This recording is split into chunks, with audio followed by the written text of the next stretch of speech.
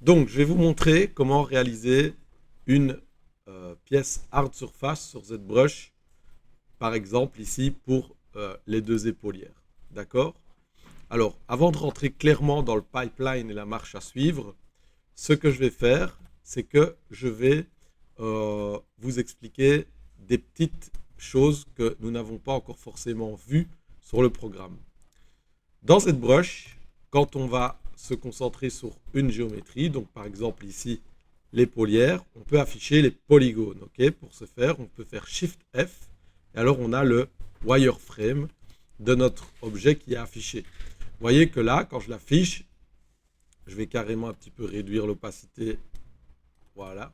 Quand j'affiche le wireframe, eh bien, on voit ici que j'ai vraiment différents types de polygones parce qu'on a fait des gros cuts dans l'épaulière à cet endroit-ci.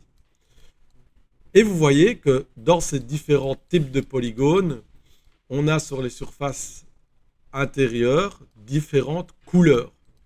Ces différentes couleurs, elles ne sont pas là juste pour décorer, elles sont là pour nous indiquer que chacune de ces faces est en fait un groupement de polygones qui est tout à fait attaché avec le reste. Vous voyez que si je polish, tout le monde est attaché, et ça ne forme qu'un seul et unique mesh. Mais par contre, le fait qu'ils ont une couleur, eh bien, on a fait des groupes, et le fait d'avoir ces groupes, ça va me permettre de faire plein d'options, d'avoir plein d'options différentes sur mon mesh. Et ça, dans ZBrush, on appelle ça un polygroup. Et en fait, je prends le temps de vous expliquer ce qu'est un polygroup pour commencer, parce que quand on fait du ZBrush, que ce soit pour des pièces hard surface, des pièces de close ou des pièces organiques, on va beaucoup utiliser ces polygroups, ces groupements de polygones.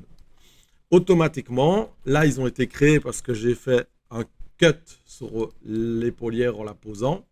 Mais vous, quand vous allez travailler, vous allez pouvoir directement en créer, simplement, par exemple, en masquant une partie de l'objet et en faisant CTRL-W. Souvenez-vous de ce raccourci, CTRL-W, puisque grâce à lui, vous allez pouvoir créer, en faisant un masque, plein de, de polygroupes différents. OK?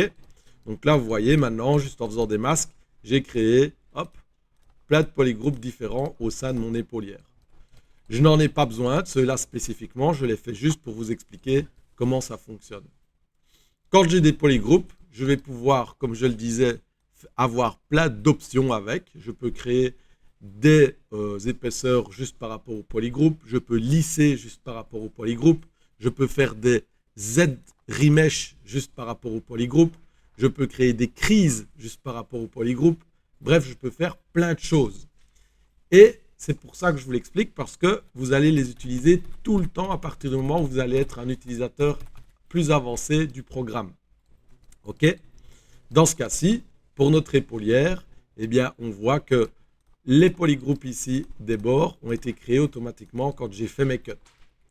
Pour masquer ou non un polygroupe, je peux cliquer dessus avec CTRL-SHIFT, exactement comme quand on fait des masques et qu'on veut les smooth ou les harden. Eh bien, les polygroupes, on peut les masquer ou les cacher avec CTRL-SHIFT. OK? Pour créer un polygroupe, je le répète, c'est CTRL-W avec la surface masquée. D'accord?